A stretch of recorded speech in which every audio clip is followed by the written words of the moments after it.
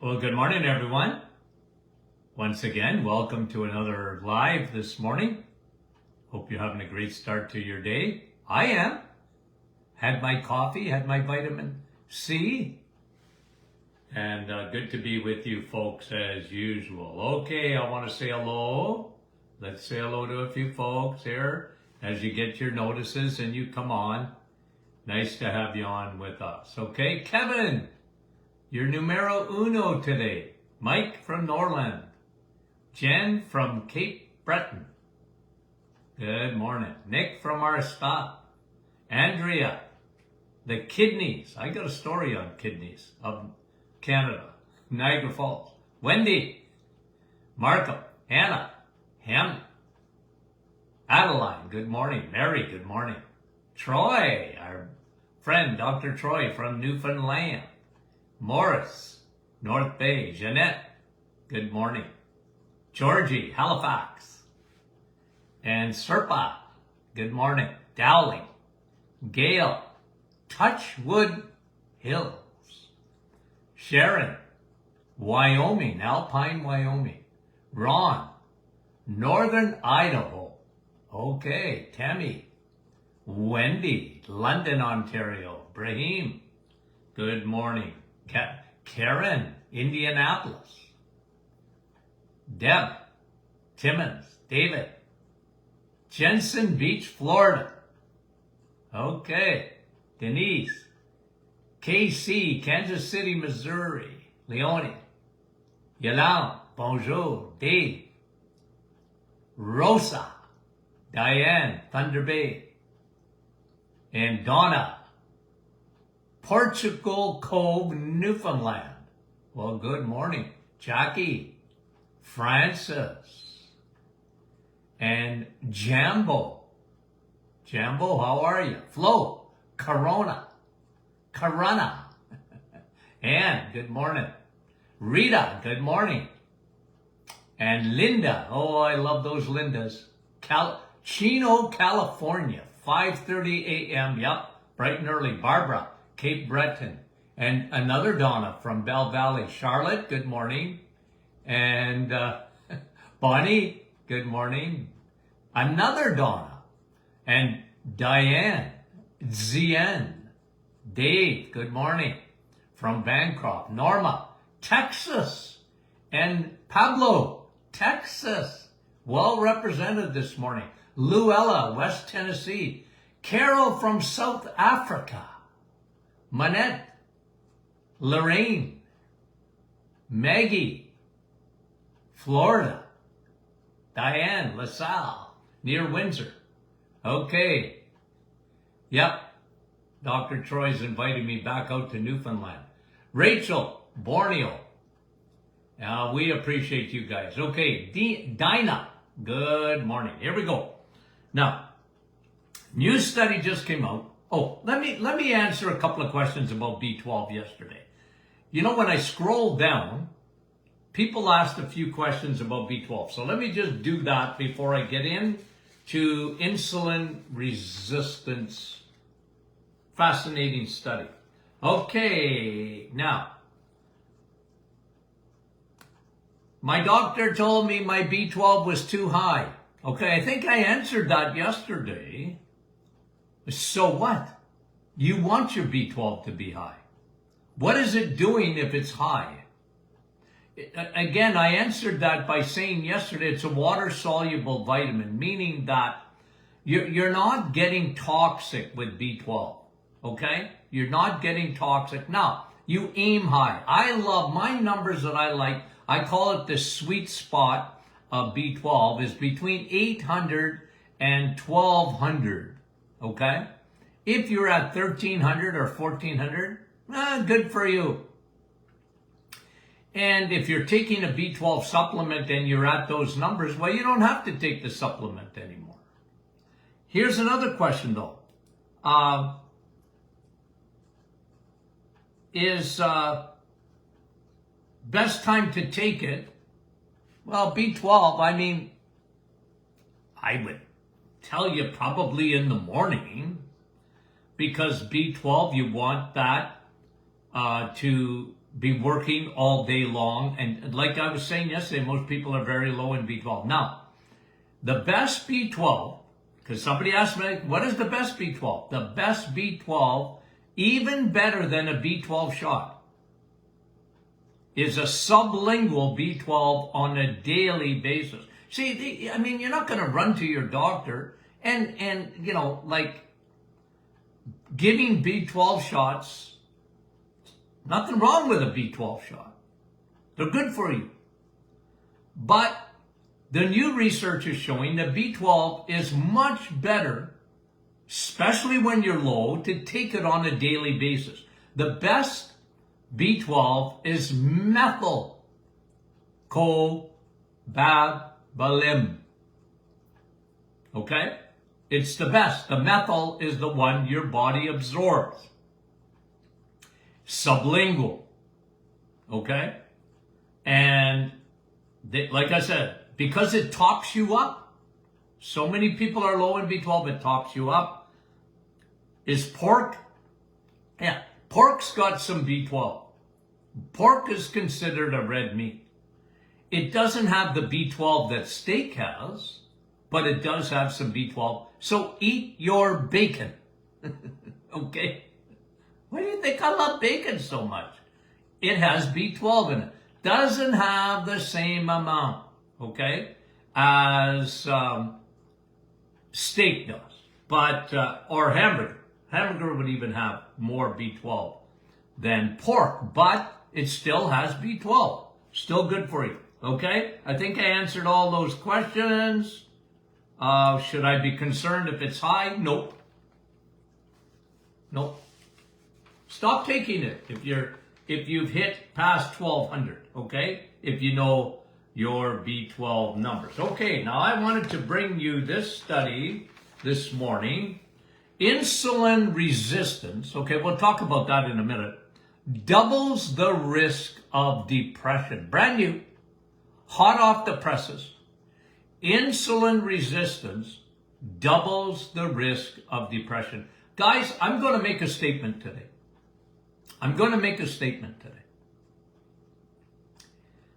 Depression, okay? Depression and food go together. Depression and food go together. They're linking depression with insulin. Now, guys, that is so significant. It's so incredibly significant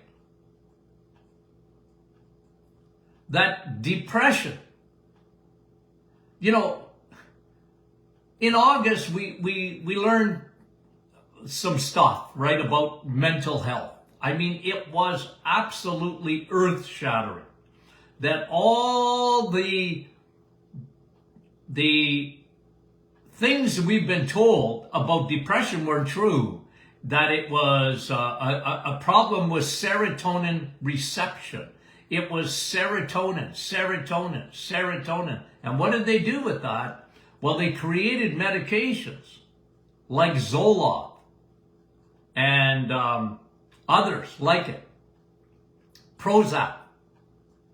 And they, I don't know, I can't even remember what I told you, how many millions, I think there was, in Canada alone, 40 million prescriptions.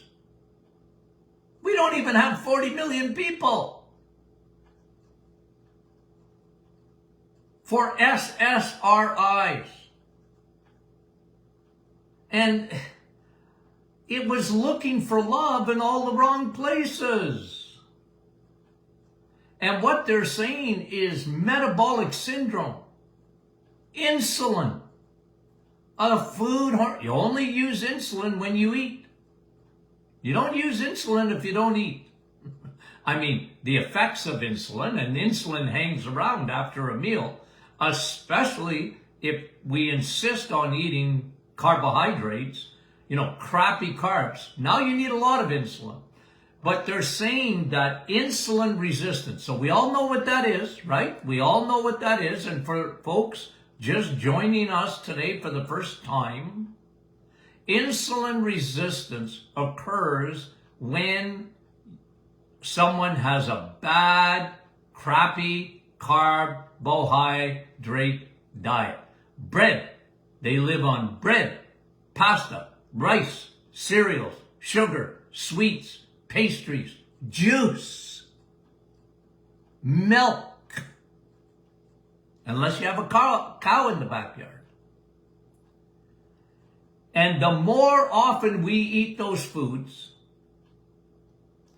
and consume sugar, you develop, or we develop, insulin resistance. And insulin resistance is because your cells need to respond to insulin, because insulin, remember what it does. It's the traffic cop. It cannot allow sugar to stay in the bloodstream. And when you eat a piece of bread, it's going to be sugar in nanoseconds. Oh, Dr. Martin, I got to have my cereal. No, you don't. Because that's turning to sugar rapidly. Dr. Martin, what about my oatmeal? What about it?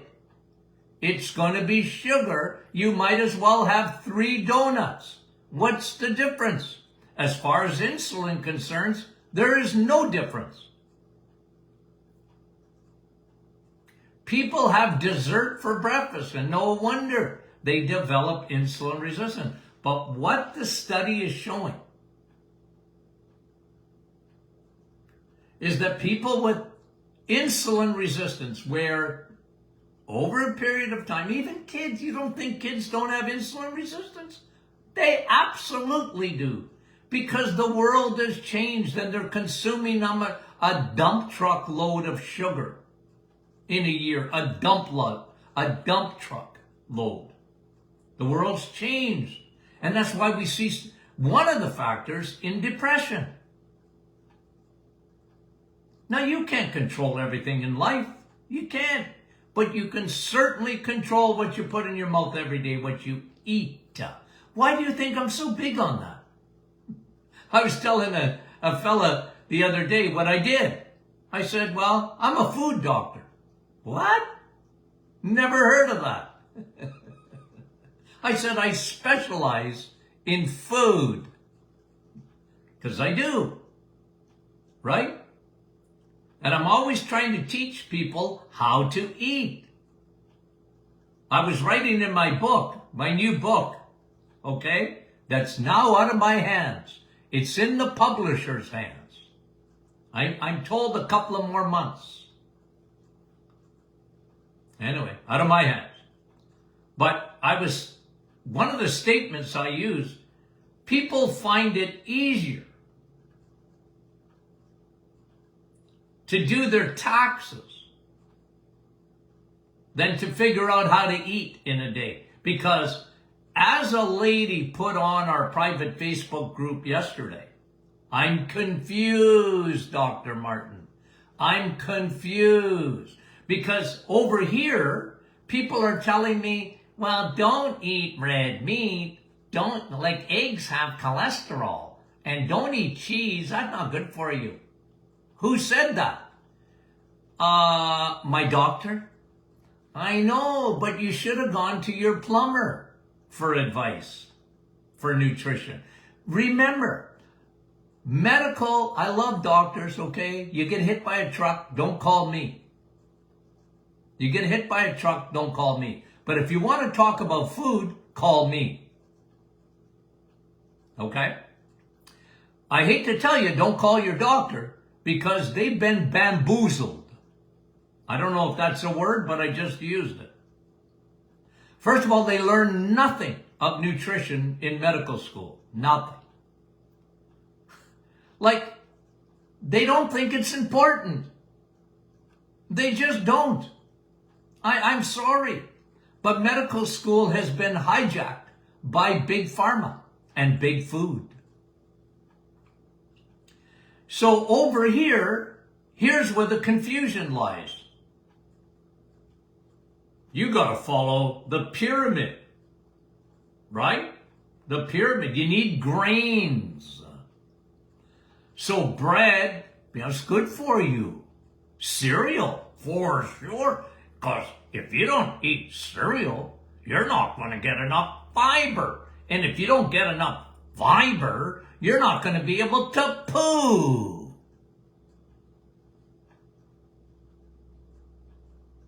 True or false? And, you need 5 servings of this and 5 servings of that.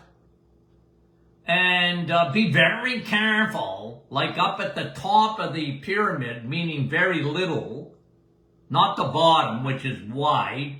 Here's a variety, all your grains and all your, and then they got up here, they have, don't eat too many eggs because you're going to get cholesterol. Or you're going to get a heart attack. And red meat causes cancer. Did you not know that, Dr. Martin? Well, don't be confused, because understand where that's coming from. It's coming from indoctrination. And if you think for 1 minute that that's going to change, I'm sorry, it's not going to change. It's going to get worse. Don't follow the science, follow the money. And you'll find yourself at the footstep of big pharma and big food. And they want you in the middle aisles of the grocery store. That's where they make all their money. The produce, they don't make a lot of money in that. The money is made in the middle aisles of the grocery store. And my friend, you need to, I know you guys that have been following me for a long time know Mr. Consistent. I'm telling you that the best foods in the world are eggs, meat, and cheese. Yep, even dairy. Now, you heard me. I had milk on the other list. But think about it. That's not what comes out of a cow. Go to the grocery store, and that's not what comes out of a cow. I'm sorry. That's not what comes out of a cow. They denature it. So that's why I don't want you drinking milk. You don't need to drink milk, but you need to have dairy in your diet. Cheese. Butter. Butter's good for you. Dr. Martin, what? I had a patient tell me, Dr. Martin, how am I going to have butter without bread? I said, put it on your steak. Cook your bacon. Bacon's got its own oil. Right? But I mean it. I consume a lot of butter. Okay? Butter makes you slippery. Okay? Instead of looking at, like you look at that yellow butter, right? You look at it. People look at it and they go, that's what clogs arteries. No, that's what makes arteries slippery. Look at it the other way. Put butter on a sidewalk, you'll slip on it. Right? And that's what keeps your Teflon layer of your blood vessels nice and slippery. That's what you want. You don't want them to be sticky. Sugar makes them sticky. Butter makes them slippery. So does bacon. Bacon makes your arteries slippery. Got it? Okay. So, let's get back to depression. Insulin resistance, here's the study, and it's looking at many, many studies. Insulin resistance doubles the risk of depression. your mind. The connection between your mind and food. It's huge. Now, if you don't think bad eating affects your mind, I'm going to remind you mothers, grandmothers, teachers of this. Good idea to give a child at night sugar before going to bed. Now, you don't have to be a rocket scientist to go, nah, not a good idea. You want to see a kid go boink, boink, boink, boink, boink, and bounce off walls, give them sugar. Teachers, they used to tell me all the time, we have pizza day on Friday. And oh boy, we have it at lunch because we know that the rest of the day is going to be a write-off with those kids. Because they consume pizza, which turns to sugar in a nanosecond, and boink, boink, boink, boink, boink go the kids and their minds. You guys know that. I know that. And yet the world doesn't seem to know that. Because they see sugar as only sugar. Dr. Martin, I don't consume sugar. Well, do you consume carbohydrates? Do you like your bread? Do you like pasta? Yeah, but Dr. Martin, I use whole wheat pasta. I don't care. I don't care if you use 50 grain bread. It doesn't matter. It's going to be sugar rapidly. Oatmeal will turn to sugar in faster than a rocket ship. And it's all about speed that kills. Speed kills. Foods that break down rapidly into sugar kill you. Now, they might not kill you on the spot, but they kill you because they affect your brain. And we've talked about this in the past, the liver-brain connection. Now, Don, what are you talking about the liver for? Because the liver's not Las Vegas. What happens in Vegas stays in Vegas, right? Isn't that the expression they use? But in the liver, what happens in the liver don't stay there. When you get the Costco parking lot, when it's full, and how does it get full? Carboholics, they eat carbs all the time. It turns to sugar rapidly, right? And insulin, the traffic cop says, hey, you cannot stay in the bloodstream. Come with me. I have to store you. I have to find a spot for you to park, sugar. Okay?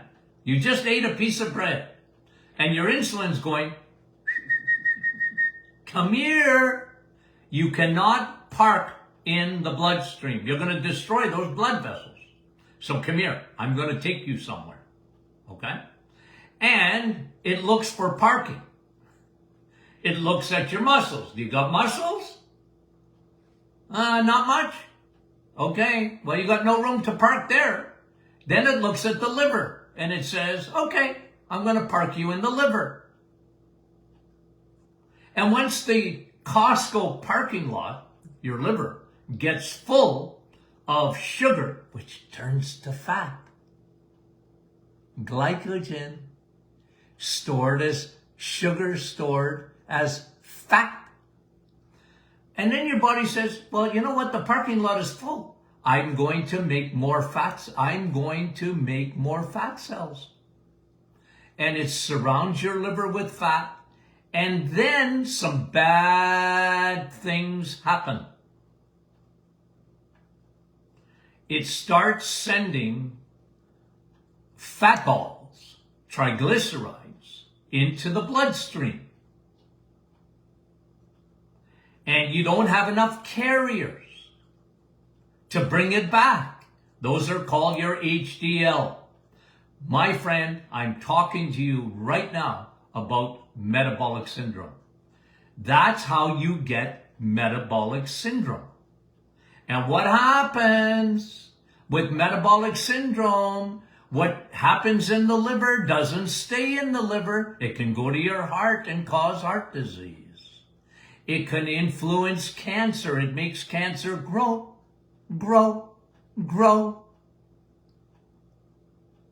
It affects the brain, Alzheimer's. But here's what they're saying in this study.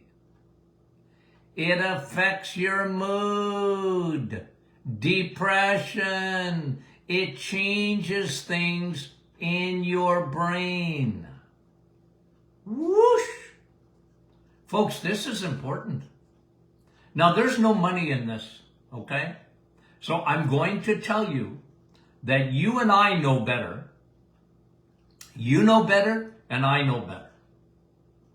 But if you think for 1 second this is going to change the habits of the pharmaceutical industry and the habits of physicians, look, guys, I'm an optimist, okay? Really, I am. I look at life and I'm very optimistic, but not about this.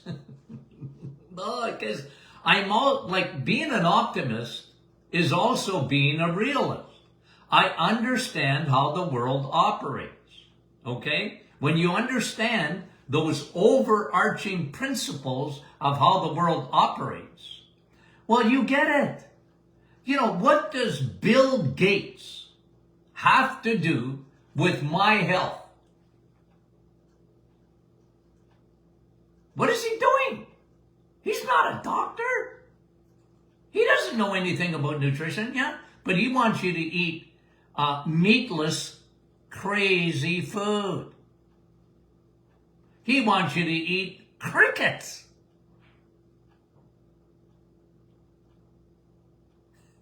And his ultimate goal is to get rid of a third at least of the population.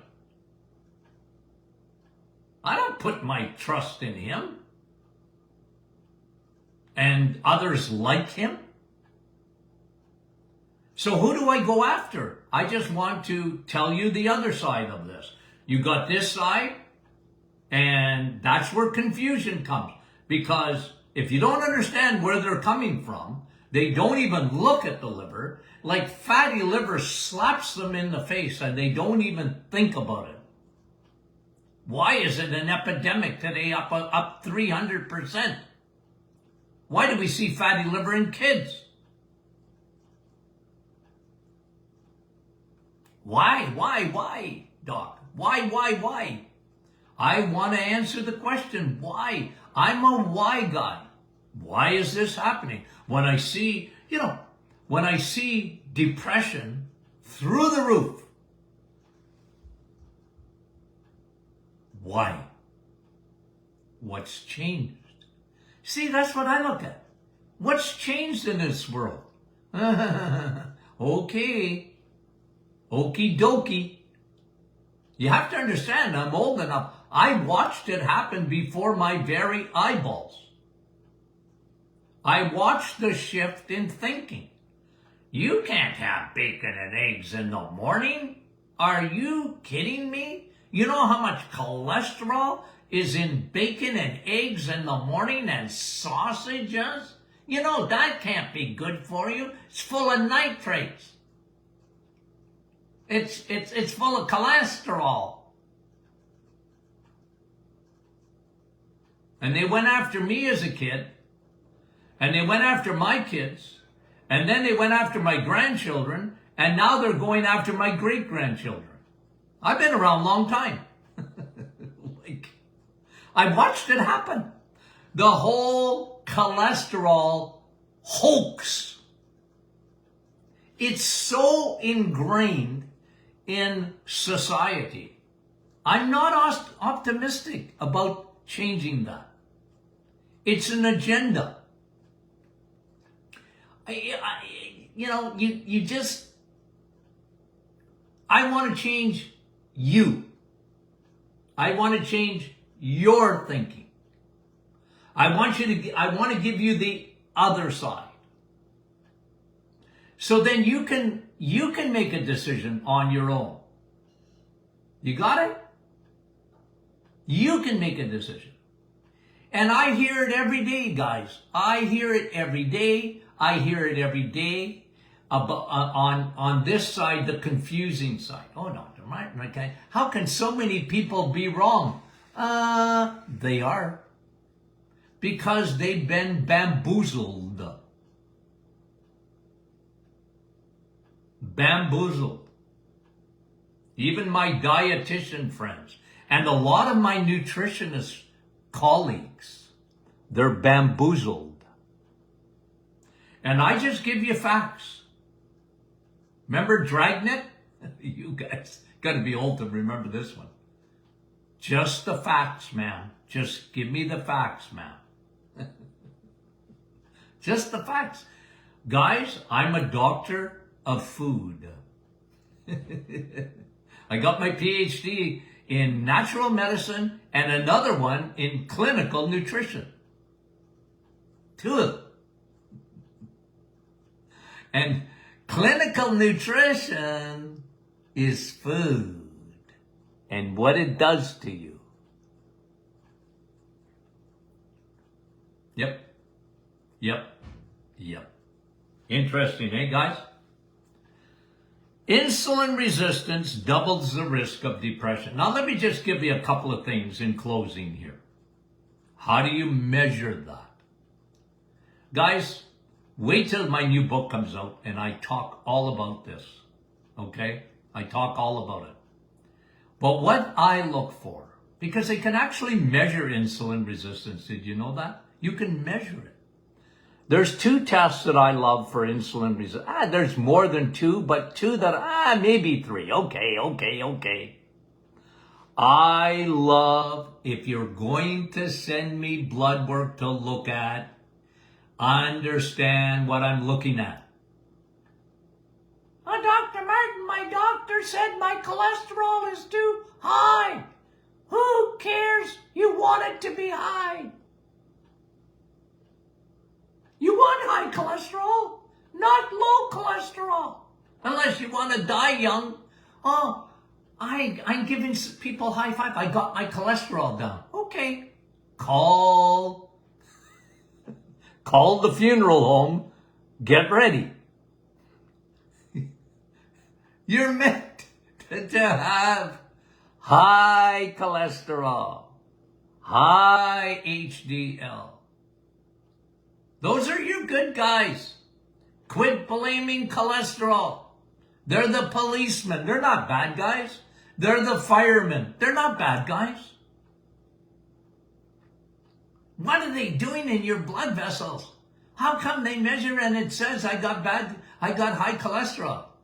Well, because they got bamboozled. One man started the cholesterol hoax. One man. I call him a serial killer. He's killed millions of people.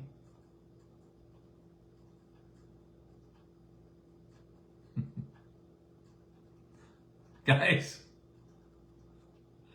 I love looking at your ratio of your triglycerides and your HDL. Okay? Not just for your heart. It affects your heart. It's not just it's for your brain too. Because insulin affects your brain. Not only in Alzheimer's, not only in dementia, but also in depression. And big time in bipolar. Yup. You want to clean up your diet, my friend. And it's not moderation. I'm sorry.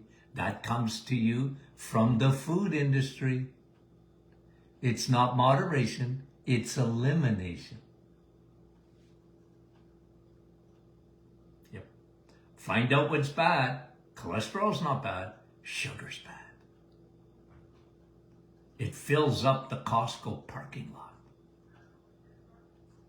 And then it gets to your brain.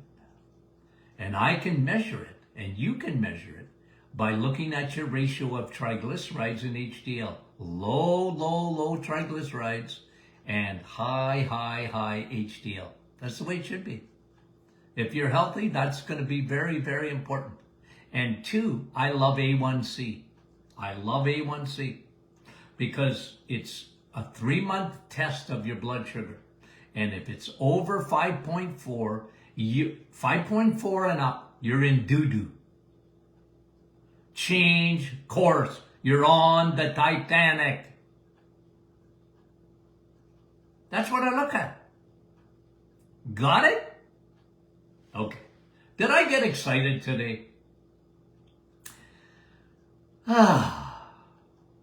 I'm breathing now, okay? I'm glad I don't wear one of those watches that tells me to breathe. My wife has one. I refuse to wear one. I don't want to be told when to breathe. Okay? Because I get excited. Now, I'll ask you a question. Have you sent your questions in for a question and answer Friday? You haven't? We'll get them in. Okay? Like I reviewed here, and maybe I'll do it tomorrow a little bit too. Is I'm reviewing, because I went on afterwards and looked at the comments, some of the questions on B12. Okay? Some of the questions on B12 that maybe I had answered, or it's all right to do a little review. Okay, guys, we love you, and I mean that. I mean it. I mean it. If you don't know that, I don't know what else to tell you. Okay, talk is cheap. But I mean it. Talk to you soon.